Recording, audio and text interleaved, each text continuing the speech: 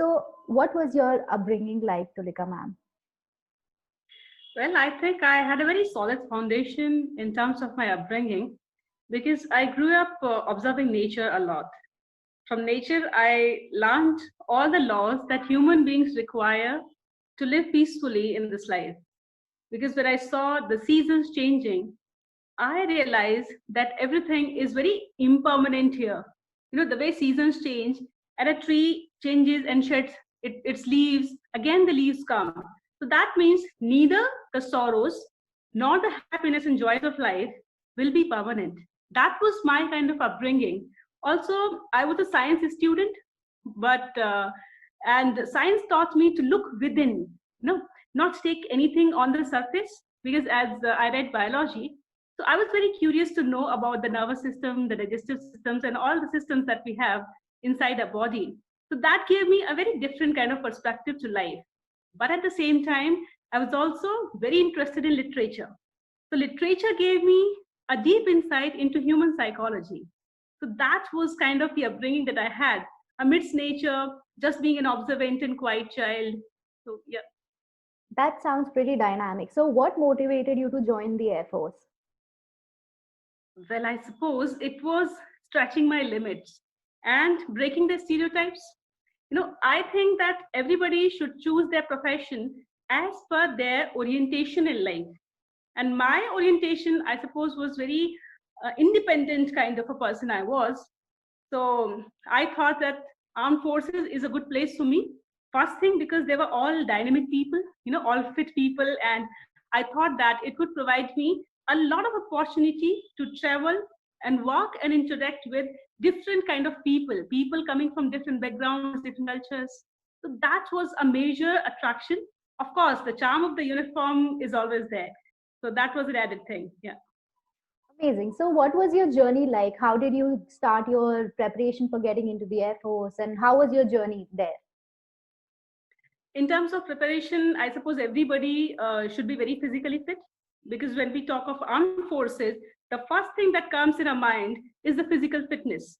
So, though I had been a very studious person till my graduation, but when I decided to join armed forces, I took up running and some sort of sports also to bring me into good physical shape.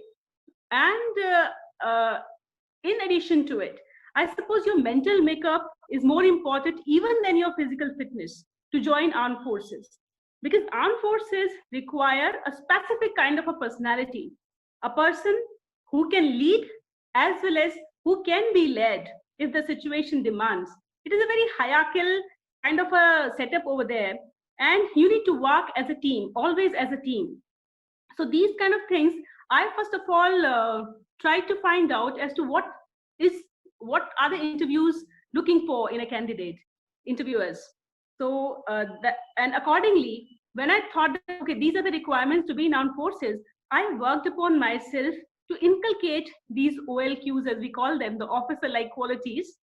So only when you only when you prepare yourself day to day to deal with such kind of situations, to take leadership initiative, then you will be able to perform in those 4 or 5 days in front of the service selection board. So that's what I did. I had also joined a coaching center for a few days to just get a direction, and it quite helped me. And that was all. Amazing. That sounds like quite a journey. It's been very dynamic, and you might have had to build a lot of qualities. What are a few qualities that you think someone who wants to get into the Air Force should build in themselves? See, first of all, is the leadership. You should be able to take initiative when the situation demands, because there might be unforeseen challenges in front of you.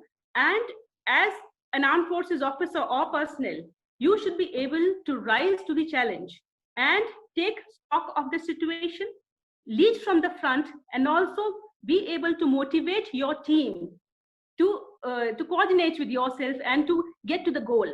So for that, you need to have good communication skills, of course, and a very high level of self-confidence, courage, and conviction in yourself. That's one thing. Another, as I just now told you, the team spirit. Armed forces are never a one-man army, as sometimes we see in the movies. It's not like that. It is always an organization. many people working as one unit. So we should be able to adapt to any situation and work like a team. Take into consideration everybody that we have into our group and change that group into a motivated, well coordinated, knit team. So these are the qualities. Adaptability, as I just told you. You can at a moment live in a five-star hotel, and on the other moment, you might be in a jungle. So you might be perhaps in a desert, just in a tent or without even a tent. So you should have the capability to survive anywhere and everywhere in this world. I suppose that if you have it, armed forces are there for you. Wow, I think we've already witnessed a lot of your leadership and resilience in the story that we've known about you. We've also known that you've trained people in the academy. So, how was your time at the Indian Air Force Academy? That was the best time, my best tenure in my entire career, because there I had close to 100 cadets to run with me. I was fortunate enough to be posted as an outdoor training instructor. So the kind of training, the military training that we see in movies, that's just a portion of it, what actually happens in the academy. So it was really great to see the transformation of just raw young boys and girls into Indian Air Force officers. That transformation, it just changes you in that 1 year. You're no more just a child or a boy or a graduate, just came out of institution. You are a responsible person who would be able to lead his or her team on the war front. So I was really fortunate enough to foresee that transformation. Another, on my personal front, I was just happy to have so many companions to run along with me, because otherwise all these years I was running alone. So that was really a good thing. Another thing is that I learned a lot from those children.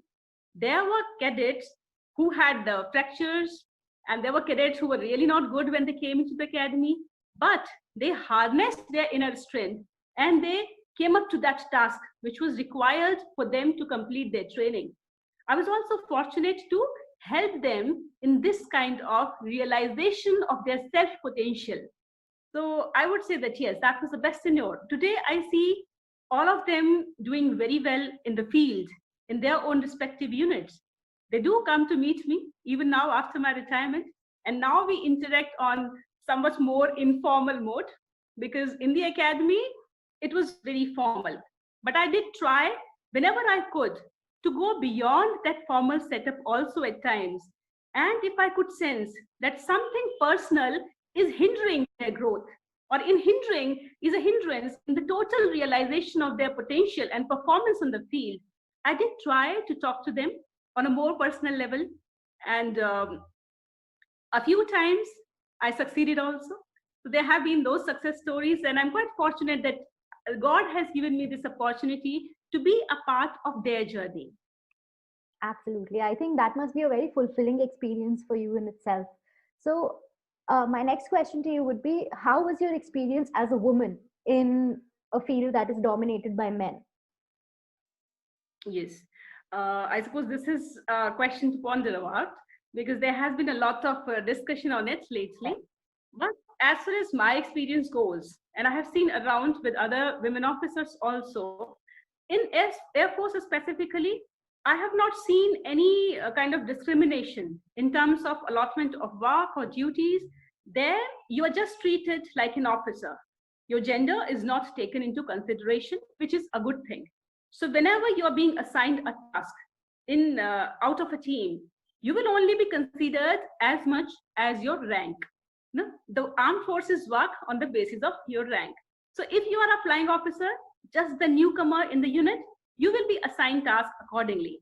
If you are a wing commander, perhaps you will be heading a squadron or a unit or a section in your base. So that is how it is taken. We also did the night duties, and I never faced any kind of hesitation in my team. They were all men, and I used to be alone in the ATC tower. 8 years of my service were as an ATC like ATC officer, air traffic controlling officer. So we used to have night flying, and except me, all my team members would be men. But we never had this kind of a men or women kind of a perspective amongst us. It was all that we performed our duties as per our assigned tasks in the organization. So I would say that yes, armed forces provide you much parity and same authority than I have seen now in the civil life at most of the places. So like I'm very fortunate that I have worked in that kind of environment also. Right. So, is there any one memory that you have, maybe a fond memory that stands out from your entire career that, okay, that day was probably the best day of my life? Well, there have been so many actually. There have been so many because when we work as a team and when your team wins and you know that you have contributed to certain extent to that victory, it is really something out of the world. I still Sure. remember that when we were undergoing training in the junior term, there is a very tough competition. There are 4 squadrons, and each squadron, seniors and juniors together, they're just putting their heart and soul in winning each and every competition. There are many competitions, and at the end of the 6 months, then the squadron is considered winner or at whatever respective places. So I still remember that when I ran well or when I won the debate competition, it was such a feeling of elation that yes, now I have contributed in the victory of my team. So armed forces inculcate this feeling in you that you no more feel an individual. You're no more elated on your individual victory. When your team wins, you're happy. And when your team loses, whether you had participated in that sport or something in that event, you are equally sad and you are equally punished. So I'm really fortunate that if we can instill this kind of feeling of oneness in every organization, be it anywhere, be it corporate, be it the government organizations, I suppose our performance would be outrightly improved a lot. Amazing. I think a lot of civil corporations and private businesses can learn a lot from the teamwork we have within the armed forces, for sure. So, tell us a little bit about your journey after your retirement. What have you been doing? What have you been up to? Well, I am a mountaineer, so my mountaineering journey has continued even after retirement. I did climb a lot of peak. Till now, there have been 23 mountaineering expeditions and treks all around the world. And apart from that, I write, because writing is my hobby right from my childhood. So I write on various topics such as Tibetan women, Buddhism, environment, women issues, adventure sports, etc.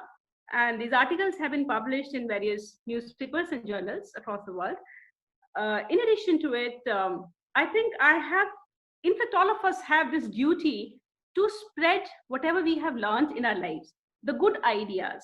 Today, I had a talk and I said the same thing, that goodness must be spread because these small percentage of people, at least in this world, who have this goodness in this heart, if they keep spreading it, the world will be all right. So through my talks, I try to spread these ideas, and there have been enough number of motivational talks and these kind of interviews now. They take up some of my time. I have also been preparing for civil services and have got certain kind of success, but I'm still in the process. In addition to it, I'm doing my PhD on mountaineering again, on Sherpas of Nepal. So because I thought that I should write about those real heroes of Mount Everest. When I was climbing Everest in 2012, I talked to my Sherpa because whenever I go climbing, I don't take it just as a physical activity.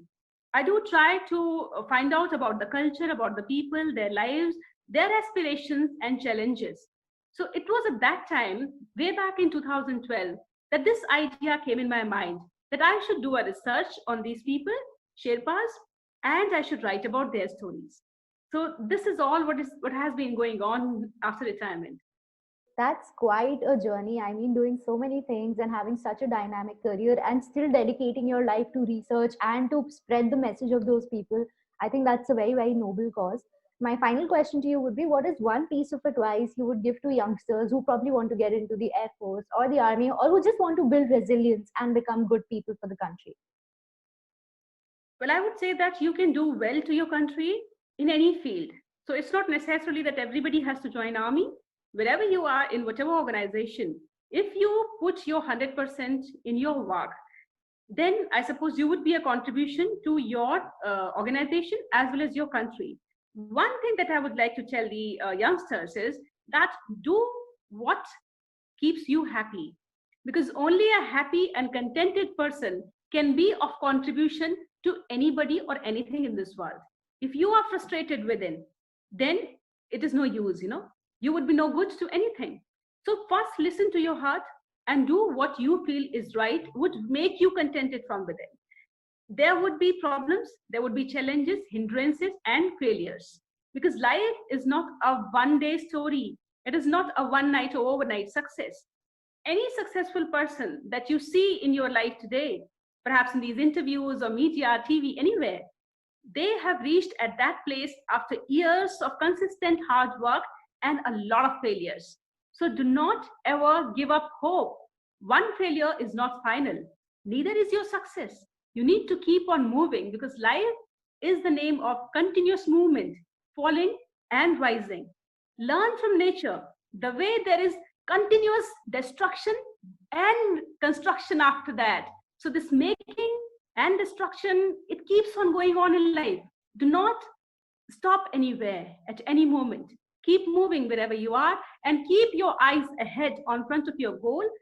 At the same time, be a good human being, because yes, there are challenges in life. Yes, there would be times when you would be sad, but I would still say that life is still beautiful. There's so many things good that are scattered around you. Perhaps look at a flower when you're sad and learn from it, that see, its life is just so short, just a one day, but it is still blooming. Whatever it can do in that moment of one day, it is doing it. So that is what our duty is. Keep doing what is in your hands and have faith on God and destiny. So rest, everything will be taken care of. Just flow like a river. Wherever life takes you, be happy in it. Amazing. I think the fact that, you said that failure is not permanent, but neither is success. I think a lot of people from my generation need to learn that your success is also not permanent. You need to constantly keep evolving and learning.